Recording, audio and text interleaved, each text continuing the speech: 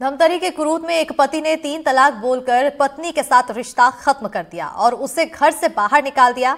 वहीं पीड़ित युवती इंसाफ के लिए धमतरी के कुरूद थाने पहुंची और कानून से इंसाफ की गुहार लगा रही है। दरअसल आरिफा खातून धमतरी की रहने वाली हैं। उन्होंने कुरूद के रहने वाले अशरफ अली से सामाजिक रीति रिवाज से शादी की थी। 20 साल साथ रहने के बाद दोनों के 3 बेटियां भी हुई हैं।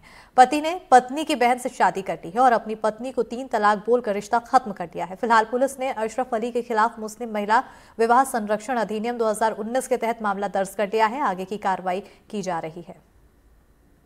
मेरी शादी को 20 साल हो गए और 20 साल के बाद मुझे प्रताड़ित करने लगे थे बहुत ज़्यादा, तो मैं इस वजह से यहाँ आई हूँ। मुझे तलाक दे दिया गया है, तो मैं इस वजह से यहाँ आई थी कि मेरी FRI दर्ज करी जाए। घर से भाग गए थे तलाक दे करके, उसके बाद वो निकाह करके आ गए। मेरी सगी छोटी बहन से निकाह करके आए और उसके बाद भी मैं समझाती रही उनको, वो फिर भी नहीं समझे, फिर तलाक दिए मुझको। मेरी बहन को 3 तलाक देकर घर से बाहर निकाल दिया गया और इसमें पूरे परिवार की साजिश थी और पूरे परिवार ने मिलकर मेरी बहन को घर से बाहर निकाल दिया। और फिर समाज में हमने लेटर दिया, बैठक कराई जाए इस चीज़ की। तो फिर बैठक हुई, तो बैठक के दौरान भी उसने कहा कि मैं तलाक दे चुका हूँ और मैं इसको नहीं रखूँगा। और जो हमारी दूसरी शादी जो किया है उसने, और बोलता है उसको मैं छोड़ूंगा भी नहीं और इसको मैं तलाक दे दिया, उसको निकालने लगा। और फिर हम लोग को घर से बाहर निकाल के उसने ताला लगा दिया। फिर मेरी बड़ी बहन को मारने पीटने लग गया। अंदर में थी मेरी बड़ी बहन, तो फिर जमात वालों ने मेरी बड़ी बहन को वहां से निकाल कर लाया और हमारे सुपुर्द किया। थाना सिटी कोतवाली धमतरी से एक प्रार्थिया आरिफा खातून शिकायत करने पर वहां जीरो में अफराद कायम होने से जीरो की नालसी यहाँ अफराद कायम करने हेतु थाने पर अफराद कायम किया गया है, जिसमें 3 तलाक का मामला है। पति पत्नी का द्वारा प्रताड़ित मामला है। इस पर जांच की जा रही है। बेचना में लिया गया है। बालाघाट के किरनापुर थाना क्षेत्र में एक युवक के लापता होने का मामला सामने आया है। परिजनों ने लापता युवक प्रज्वल के अपहरण होने की आशंका जताते हुए किरनापुर थाने में शिकायत दर्ज कराई है। इसके साथ ही एसपी से मिलकर युवक के पता लगाने की गुहार भी लगाई है। दरअसल प्रज्वल बंजारी 17 फरवरी को जबलपुर से किरनापुर आया था और उसका रुपयों के लेन देन को लेकर प्रवेश हरिंद्रवार और प्रदीप हरिंद्रवार से विवाद चल रहा था। परिजनों के मुताबिक प्रज्वल ने उधार पैसे लौटा दिए थे, लेकिन प्रवेश अधिक पैसों की डिमांड कर रहे थे। इसी को लेकर प्रज्वल का अपहरण किया गया। मेरा भाई गुमशुदा है। क्या नाम है आपका? मेरे भाई का नाम प्रज्वल बंजारी है। उसे अगवा किया गया है और अगवा प्रदीप हरिंद्रवार और प्रवेश हरिंद्रवार और उनकी माता गीता हरिंद्रवार के द्वारा किया गया है। बीते दिनों 26 जनवरी को उसके द्वारा हिर्री में उसको धमकी दी गई थी जान से मार देने की। उसने मेरे को आके बताया था कई बार ऐसी धमकियां मिल चुकी है। हमने जिसकी शिकायत एसपी ऑफिस में की है, लेकिन हमें कोई निवारण नहीं मिला। ऊपर से पुलिस वाले FIR लिखने के लिए भी डिमांड करते हैं पैसों की। हमने CM हेल्पलाइन में करे तो CM हेल्पलाइन वापस लेने को बोलते हैं। मैंने प्रधानमंत्री हेल्पलाइन में पत्र लिखा है, मानव अधिकार आयोग में कंप्लेंट करी है, लेकिन कोई हमें मदद नहीं मिली। आवेदक के परिवार के द्वारा थाने में गुम इंसान दर्ज कराया गया है और जिनके आधार पे हम गुम इंसान जो है प्रज्वल बंजारी उनकी तलाश कर रहे हैं। आखिरी बार गुम इंसान को बालाघाट रेलवे स्टेशन पे अकेले देखा गया था और जिनके विरुद्ध वो आरोप लगा रहे हैं उन पे भी पूरा संदेह रखते हुए पूरे सारी चीज़ों को हम वेरीफाई कर रहे हैं और उसके आधार पर वैधानिक कार्रवाई की जा रही है।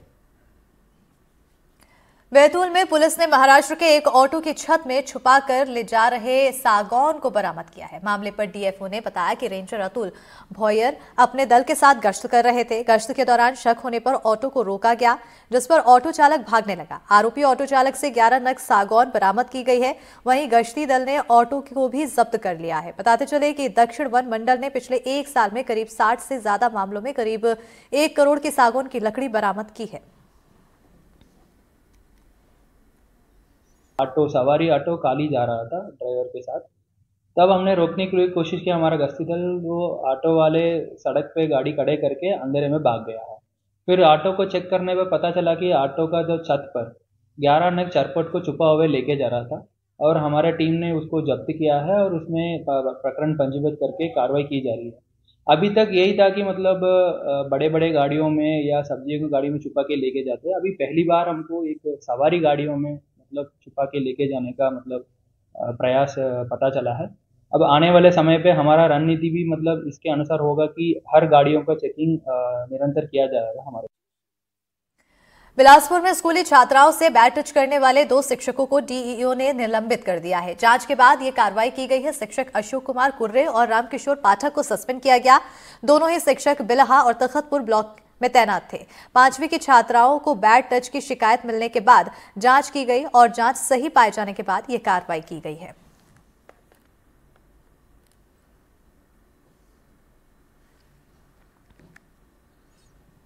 अंबिकापुर में रफ्तार का कहर देखने को मिल रहा है, जहां तेज रफ्तार ट्रक और बोलेरो में जोरदार भिड़ंत हो गई, जिससे मासूम सहित 4 लोगों की मौके पर मौत हो गई है, जबकि 7 लोग गंभीर रूप से घायल हुए हैं, जबकि अन्य लोगों को मामूली चोटें आई हैं। बताते चले कि बोलेरो में 11 से ज्यादा लोग सवार थे और सभी किलकिला शिव मंदिर से दर्शन कर अपने घर रेवापुर सखौली लौट रहे थे। इसी दौरान सीतापुर थाने के ग्राम विशनपुर प्लांट के पास मुख्य मार्ग NH 43 पर यह हादसा हो गया।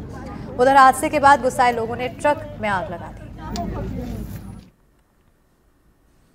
सरगुजा में तेज रफ्तार ट्रक और बोलेरो के बीच जोरदार भिड़ंत में 4 लोगों की मौत हो गई है। लोग घायल हुए हैं और घटना को लेकर मुख्यमंत्री विष्णुदेव साय ने गहरा दुख जताया है। उन्होंने घायलों को बेहतर इलाज के लिए प्रशासन को निर्देश दिए हैं। सीएम ने लिखा है कि सड़क दुर्घटना में 4 लोगों की मृत्यु की खबर अत्यंत दुखद है।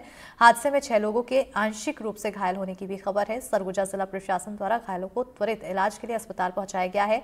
प्रशासन को बेहतर चिकित्सकीय व्यवस्था के निर्देश दिए गए हैं और ईश्वर से दिवंगतों की आत्मा की शांति एवं शोकाकुल परिजनों को संबल प्रदान करने और घायलों के जल्द से जल्द स्वस्थ होने की प्रार्थना करता हूं।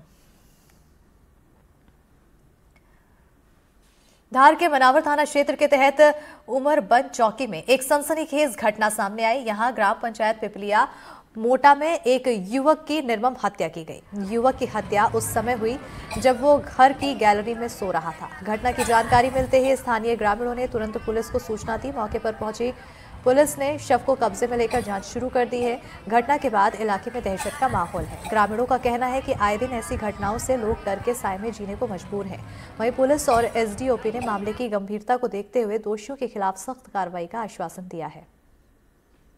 पीपलिया मोटा गांव जो उमरबंद चौकी क्षेत्र में पड़ता है, मनावर थाना क्षेत्र में, वहाँ पर एक मृतक मिला है, एक बॉडी मिली है, जो अभी जो है पोस्टमार्टम बाकी है। बाकी हमने जो है तकनीकी मदद ले ली है। हमारे एक्सपर्ट्स यहाँ पे आ चुके हैं और इन्वेस्टिगेशन चालू है। जल्द ही हम आपको बता देंगे कि कैसे क्या हुआ है। अभी बॉडी घर में ही है और परिवार जनों को जो है संपर्क करके बता दिया गया है।